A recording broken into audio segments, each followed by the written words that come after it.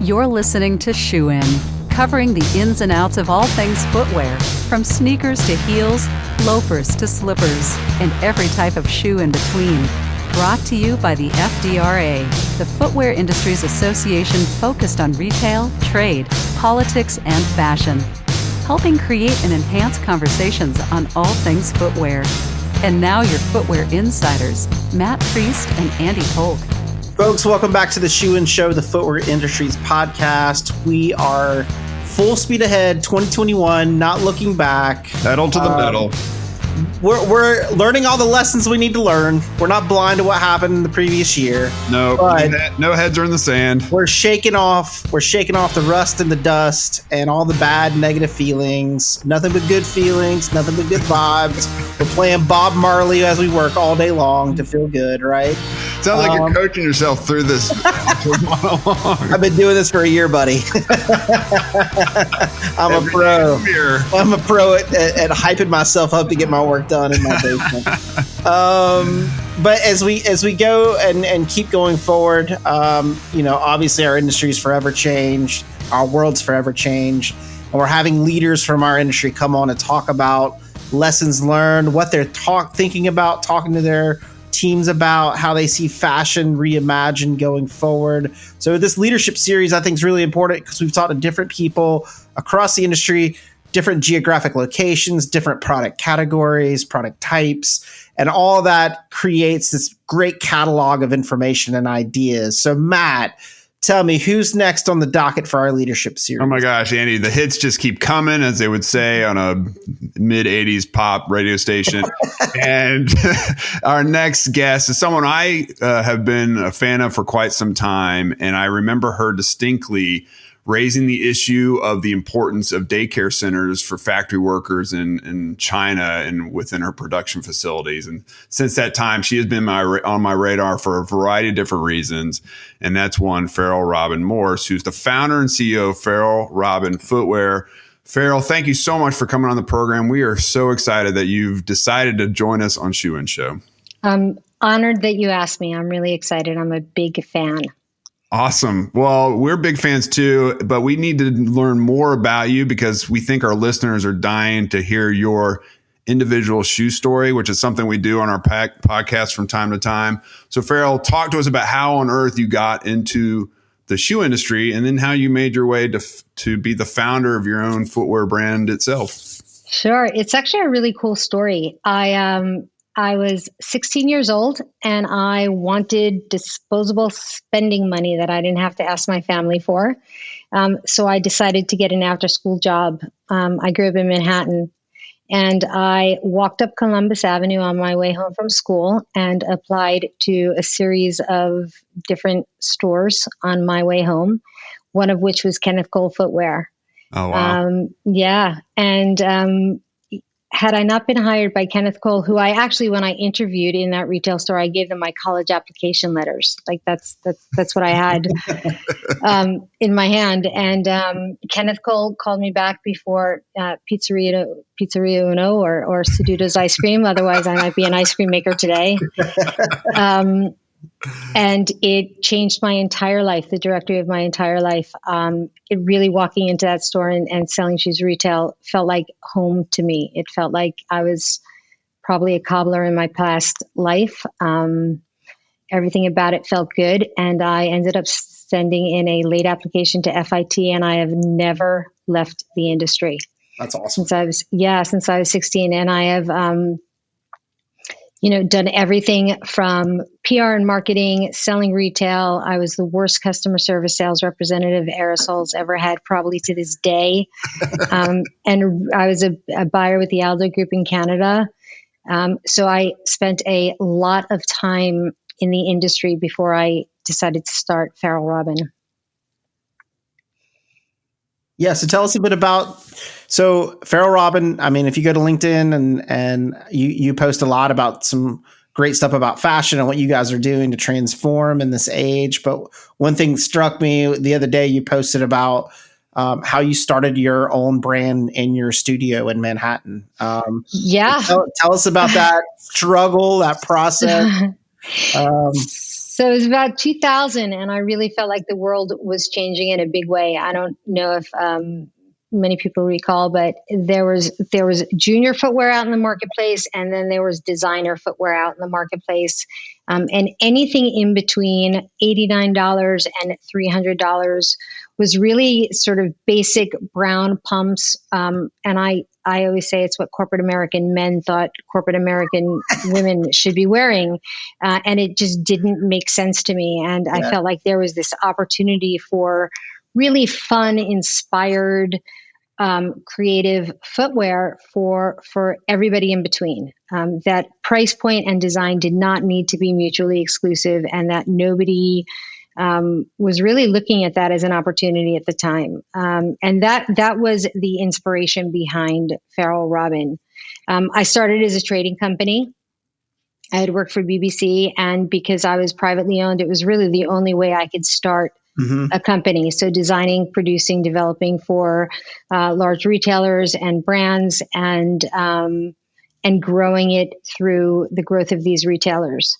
But I want to make it really clear, the idea behind Farylrobin, the vision of Farylrobin, has always been to empower women to be able to build a life that they want, and to inspire them to unabashedly change the world. I think I was one of the first founders of a company that is now the size that it is today. It really was very much a man's world. It still is in a lot of ways within our industry. So it is not uncommon for me to be one of maybe a handful of women walking into CEO meetings or FDRA meetings in a group full of men. So it's about inspiring women to be unabashed in following their dreams. We believe in a world where everybody, regardless of age or identity, ethnicity, size, physical limitations, financial means, and fashion sensibilities, feel honored and empowered. And that is our vision. It is bigger than just what we do on the tasks that we have to accomplish to get that done. And every decision we make as an organization lends itself back to, are we empowering somebody? And that's been really cool. We've been able to work with retailers and brands that share our commitment of empowerment. I think it's great. And I know Jasmine is a female that's been attending our events and been involved with our organization for almost, is it over 3 years now, Jasmine? Are we closing on 3 years? Be like the end of 2016 going into 2017. So yeah, I would say so. Yeah. So I think in my second year, I think I got to hear Faryl speak at the first Women in Footwear event, if I'm not mistaken.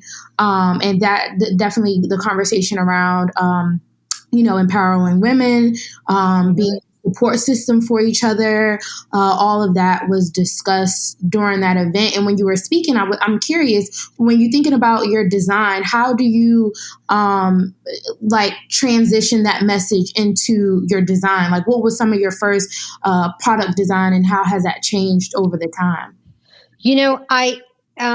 It's such a great question. I have to say my skill set, and this is the luxury of doing everything from sweeping factory floors in Italy and going to Arcitoria and working in PR and being bad at customer service.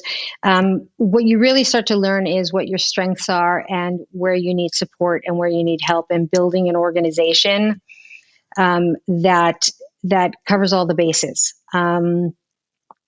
One of the things that I happen to be strong at is in sort of reading the future or trusting my gut, which I think is undervalued today. I think there's so much data, and there's so many ways to get the analytics you need to support ideas or concepts that you have.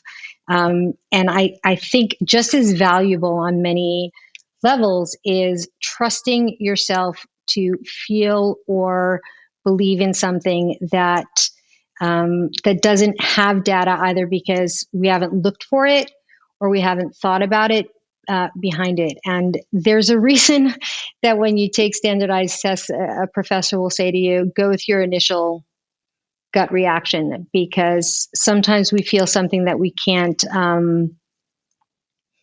quantify or qualify, or we're not cognizant of why we're feeling what we are. And Farylrobin has been built on the combination of instinct and gut and using data and analytics and AI and all of these new technologies to support it.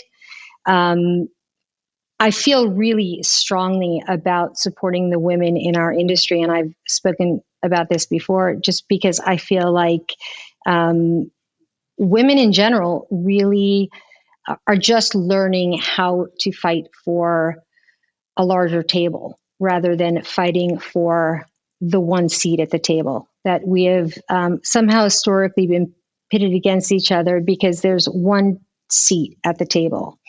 And we collectively have to demand that there are more seats, that there is value, like we have value in what our contributions are. And it's different, that every value is different and just as important. So I feel very strongly that women should be supporting each other and changing that mindset a little bit. Yeah, I can totally agree. Faryl, as the father of 3 daughters, Andy has 2 daughters. All the children of FDRA employees are daughters. So we are we're priming the pump to create even more talent in the footwear industry in the years to come.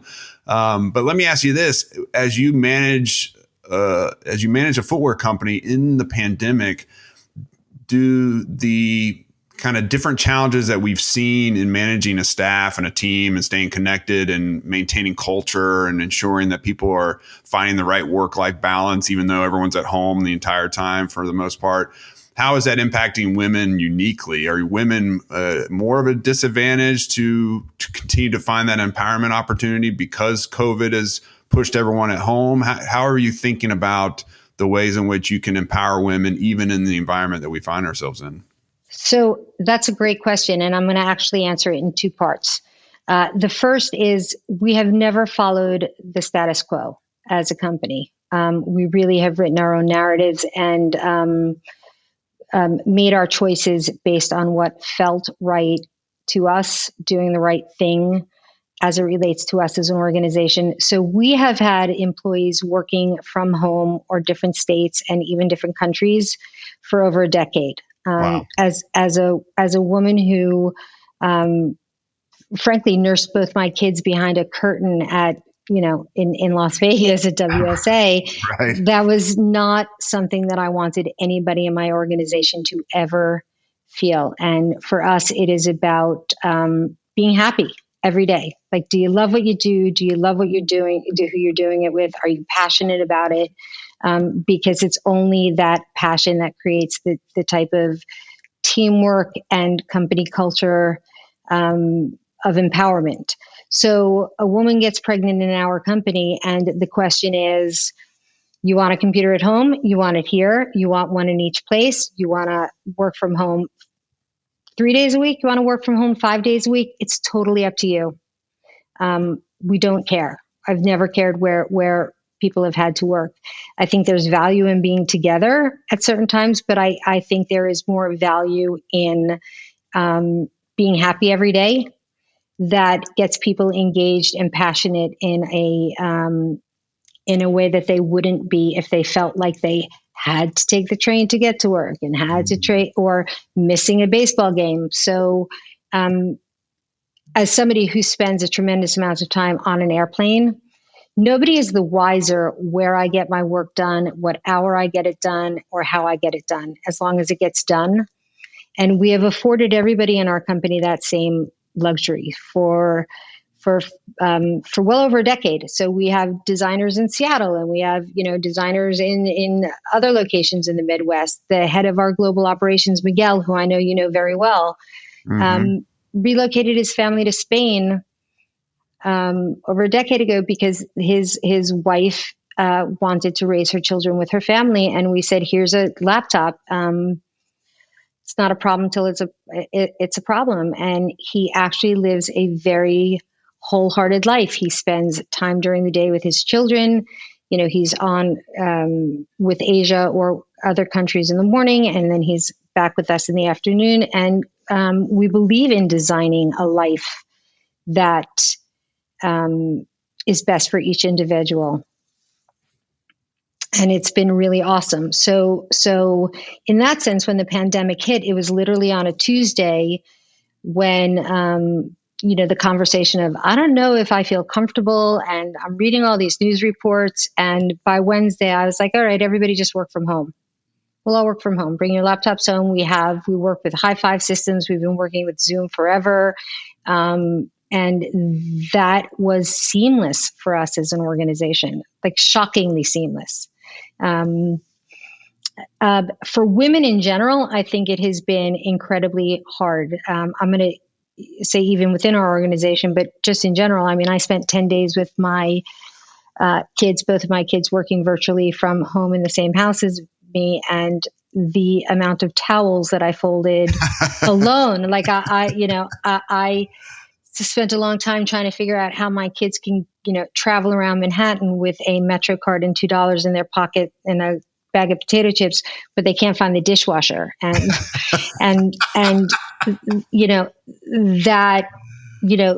that distraction.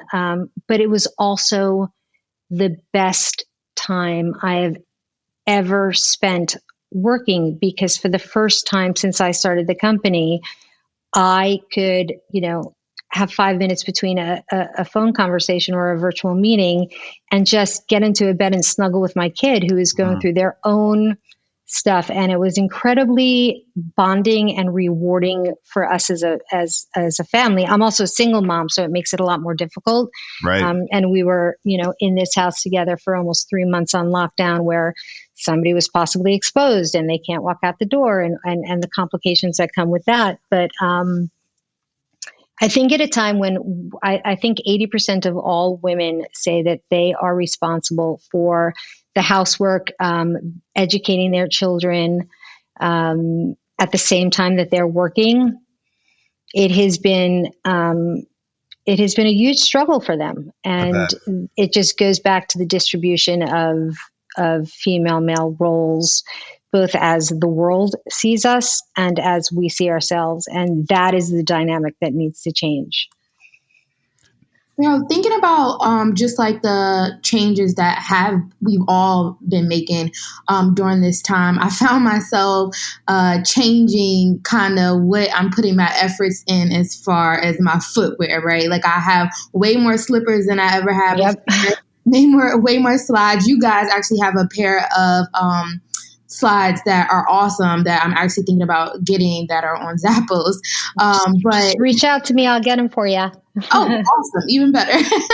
But do you think when the world, the quote unquote opens up again, or we go back to whatever the world will look like next, do you think our demands for shoes will be a lot different? Do you see women going right back to heels? Do you think there's a craving or a need for it? Or do you think this has changed what the consumer wants altogether?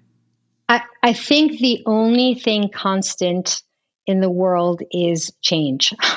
I think that we, change happens whether we acknowledge it or not. Yes, we've been sitting in a house wearing, the 2 mile shoe, indoor, outdoor, slippers.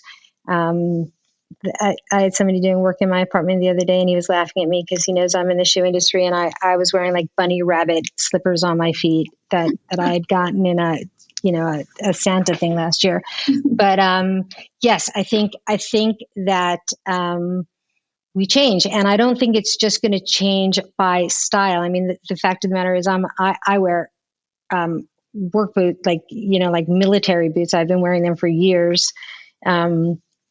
As sort of my like daily power boot, and I wear them with my dresses, and I wear them with my jeans, and I'm like dying to get on a pair of heels. And like, if I could vacuum my house in a pair of heels now, I would, just because it's been so long since I have been out in the world feeling like I want to put on makeup and dress properly and be feminine again. And it's a moment.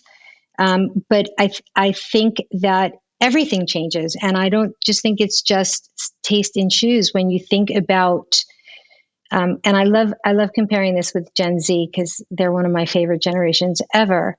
this is a generation that didn't just live through 2 economic depressions, but they have now lived through this pandemic. And the way they consume product is different today than it was prior to the pandemic.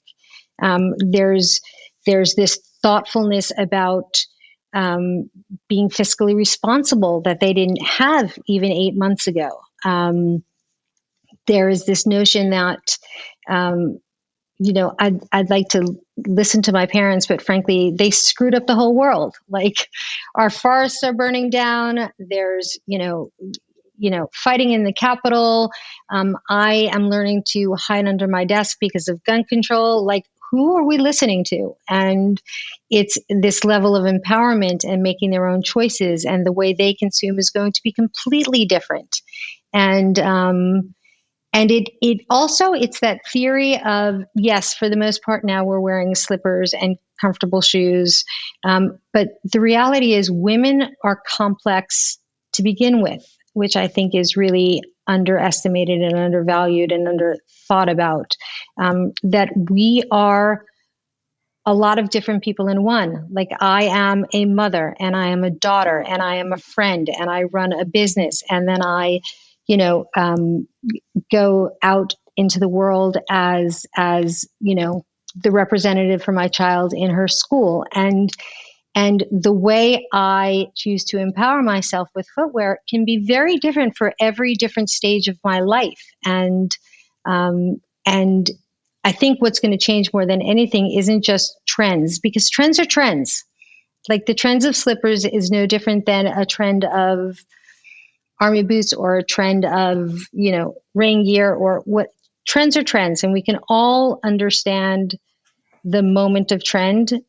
It is understanding how consumers value footwear based on what's happening in their lives and how they're going to ultimately choose to consume it. So yes, it's going to change once I get out in the world. Like,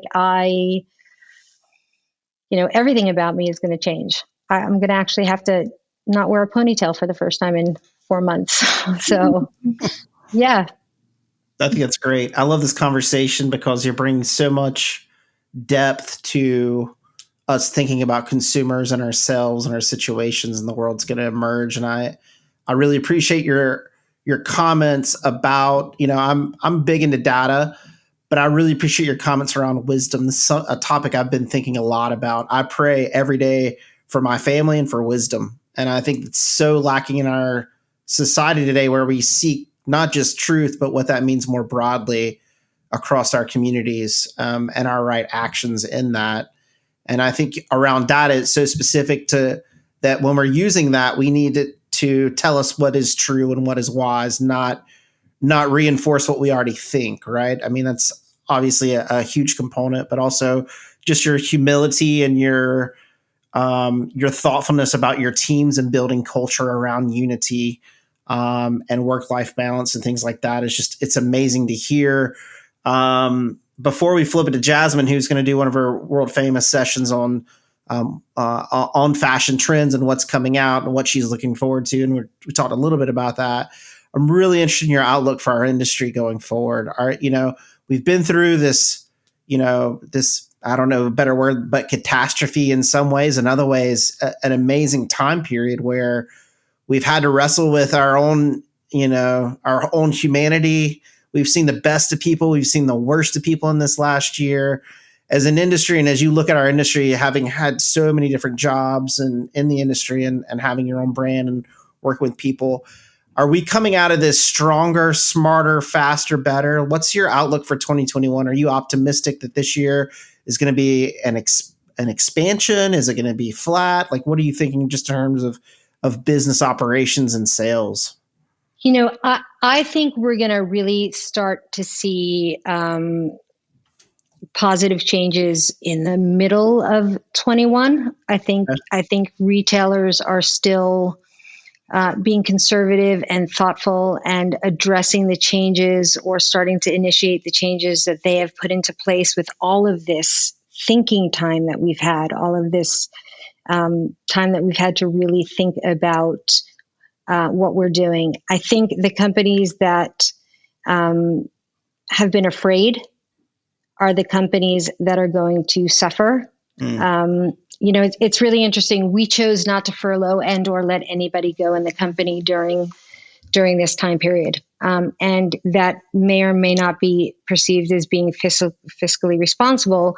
But, we play the long game. We play an infinite game. Like, this isn't about a finite set of time. There's not a win or lose. I don't look at other shoe companies as my competitors. I look at them as peers that inspire me to do better and work harder. And I look at the retailers and the brands that are out there as opportunities to help them grow. And we're in this to leave a legacy. And we Farylrobin took a tremendous amount of time looking at ways to just be a better company and to do what we do better. And I don't use the term the best, because really, how do you just what's the parameter behind the best? I think that through any crisis, we have the opportunity to dig deep and really inspire ourselves to think smarter. And we invested in technology and AI and all of these end-to-end digital platforms and things that we felt were important in terms of being more responsive. And we're certainly have been focusing for a very long time on sustainability and what sustainability means and what's that going to mean to the world. Right. And it takes a lot of discipline. We chose to do it without fear. We chose to say, we're not doing this because we may or may not survive in 6 months, 8 months, 12 months. We're doing this because we want to understand what the world's going to look like in 12, 24, 36 months. And I think that is a really healthy perspective on the way to look at change in and of itself. I think our industry has a tendency to swing the pendulum very far. And you see this a lot with trends, we sold an army boot really well this season, and all of a sudden the entire selling floor has the same army boot from 9 different vendors, 3 different brands. You can't tell the difference. A customer asks for one, you don't have it in their size. You can bring them somebody else's brand because it's the exact same shoe. To every retailer in the world carrying slippers today, or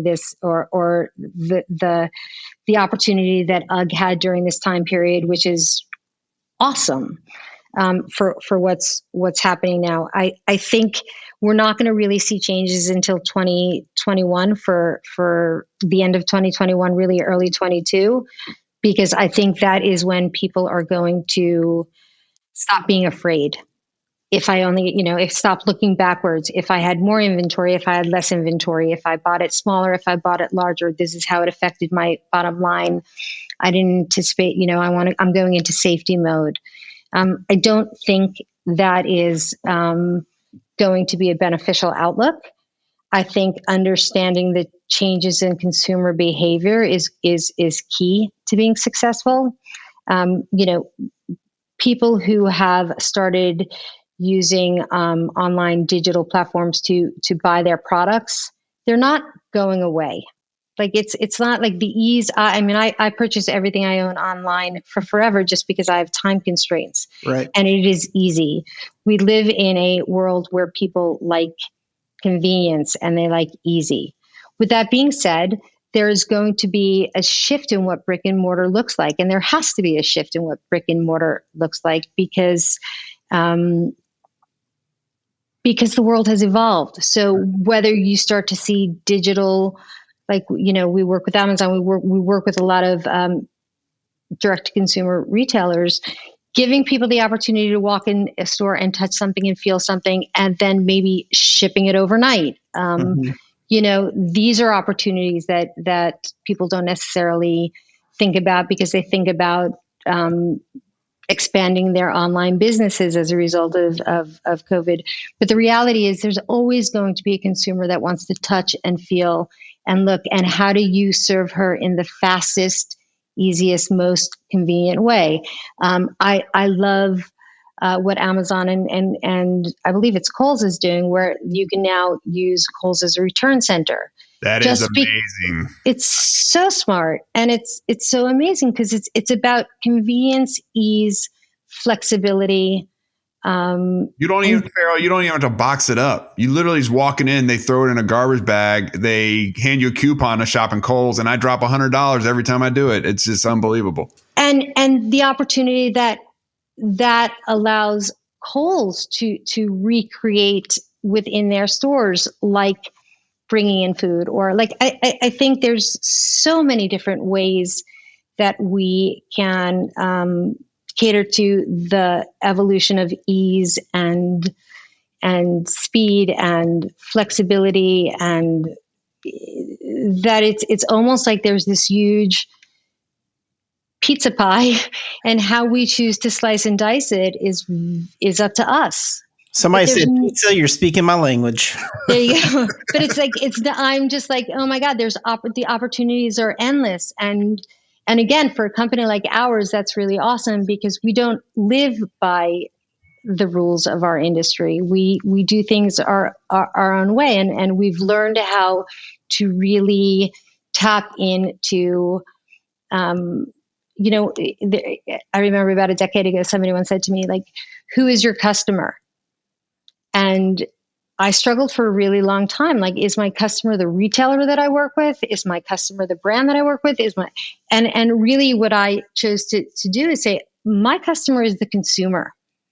And because I work with such a diverse group of retailers and brands from mass market to designer, we really have the ability to dig deep and try to understand the value system of each one of these consumers, because they are different, because our goal is to empower all women, regardless of financial means or sensibility or ethnicity and identity and size. I mean, we launched the inclusive line on Zappos this year because it's an entire consumer group that has not been on. It's a marginalized consumer group that has the highest suicide rate in the world. And I am like, somebody needs to honor these women. So there's a million different ways to create opportunity for yourself. You just have to do it. I think that's great. Is that an oversimplified? No, the show is not about simplification. The show is about, having people share their voice and share their ideas so other people can think about it and apply it to their business. So our show is really, I guess, iron sharpening iron and strengthening the industry. So I think you're dead on with what you're saying and speaking your truth, and hopefully people take that and take it to heart and fold it into what they're doing. And I do want to bring Jasmine back in now for one of her world famous fashion and segments. So Jasmine, where are we at? Please tell us. Matt and I need to know. We have no idea where we are. We're totally clueless. Well, usually we talk about something crazy going on the runways, or, just something, a new innovation that, we haven't heard about before. But I thought it would be interesting to get Faryl's opinion on what your favorite decade is. We always do what you got, what you're getting, and that's the segment where we talk about what we have on our feet and what we expect to get in the near future. And we talked a little bit about that. But I'm just curious, what's your favorite era of shoes? Do you have one? Do you have a couple? I do, actually. I am a little grunge. Yes, love it. I am definitely a little bit more grunge by nature. Like, I like an army boot. I like a Doc Marten. I'll wear it with anything. I am like a diehard Pearl Jam, Chris Cornell fan. Like, yes. that is my decade of choice by nature, I have to say. I can see it now. I can see it now. And that's just like, when I say women are we're complex, like we are. Like, I like a power boot. Like, I like an army boot. I like the statement that it's making. I like ripped up concert t-shirts, and I listen to, my playlist is the entire Pearl Jam, Nirvana, Chris Cornell time period. And it's like I put that on and it's like standing in front of a mirror and doing a superwoman pose. And, That's like Lithium XM is my station because it is 90s grunge and it is, I've seen Pearl Jam half a dozen times. Even the year they saved me a nickel on my Ticketmaster fees by avoiding all Ticketmaster places. Eddie Vedder's if I had to cheat on your husband person, if I was married, but Eddie Vedder's just, he's awesome. Yeah, he's one of a kind. I can see you now with the flannel kind of wrapped around your waist and the Doc Marten boots. And I think I'm actually wearing like a right now, like on this phone you can't see me, but I'm wearing army boots and a jumpsuit. Like I could fill up your car with gas and go to work at the same time. Sounds good. Oh man, that's great. That's Jasmine, that's such a good question because we do have these linear thoughts, and I think that's a great way to throw it. Because the first thing in my head was, and I think it was when you grew up and what era, but mine was like 90s shoes. Like mine were like Gazelles, Adidas Gazelles, like a good gazelle. Just casual, like more like early 90s, like when the World Cup was here in the US, there was such an influence on what we were all wearing at the time. Yep. So, I remember when the Gazelles came back, they were awesome. The Sambas and the Gazelles and Birkenstock was big then and it's big again, just like on the trend side. So, I think there is just this, especially with Gen Z, we are a human race that, we're built on connections and being part of a group and recognize the group that we're with. And there is this balance between being independent. I always put it by I want to be the coolest, girl in the room, but look like everybody at my lunch table, like in high school, there's the struggle between being individual, but feeling part of a community that we all struggle with. Very true. Very true. Well, Faryl, we thank you for coming on the show and talking about, so many good things here about the evolution of ease. I love that statement. It's true. It's very true. But just value play, you were in the industry serving and you realized there was a segment of women that were not being served and you had your own vision. You went after it and built an amazing company with amazing workers, focused on that and focused on, footwear is life, right? We feel it, but we also live it. We all work in the industry.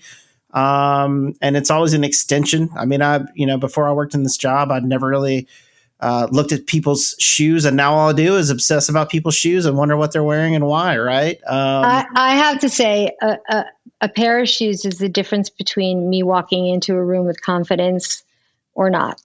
They're that powerful to me.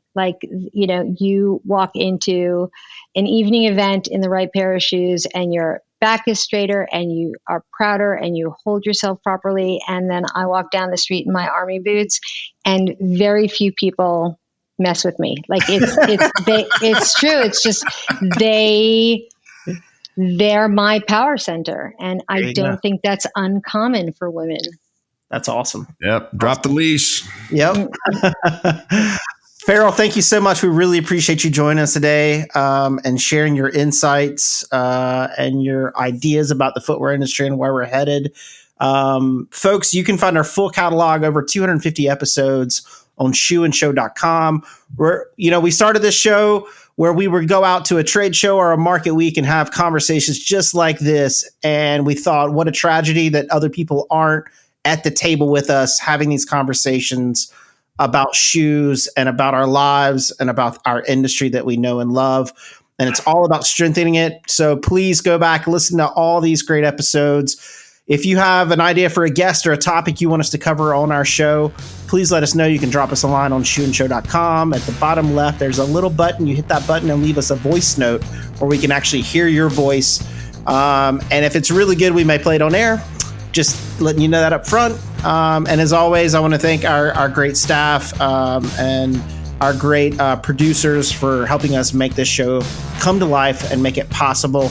And to all those many members of FDRA who keep us going strong, unified as an industry, working together across product lines and all sorts of other challenges and issues, and coming together as an industry to solve solutions. So we'll keep doing that in 2021.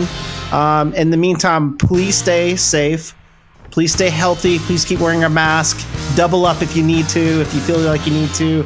6 feet minimum. You can go 12. You can go 12. You can do 12. That's okay. I require it of you, Andy. I mean, that's all. Well, you can still hear me across the room, so you can take 18, Matt. But until next time, folks, thank you so much for listening. Until next time, Shoe In is out. Shoe In has been brought to you by the FDRA, the Footwear Industries Association focused on retail, trade, politics, and fashion, helping create and enhance conversations on all things footwear. For information about FDRA, visit fdra.org.